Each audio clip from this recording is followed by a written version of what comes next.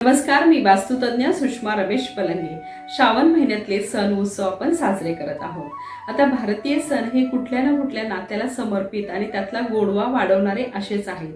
तर आपल्याला साजरी करायची आहे राखी पौर्णिमा। भावा बहिणीच्या अतूट प्रेमाचा धागा ज्या धाग्यात बांधतो ते म्हणजेच राखी।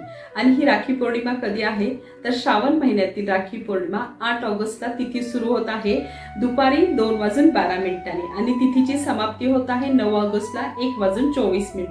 आता उदय तिथीप्रमाणे आपण 9 ऑगस्टला राखी पौर्णिमा साजरी करणार आहोत। या दिवशीचा शुभ काळ असणार आहे पहाटे 5:48 ते दुपारी 1:24 पर्यंत।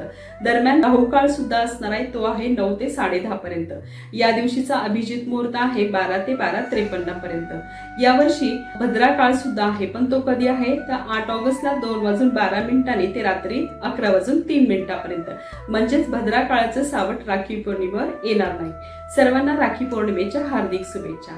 धन्यवाद।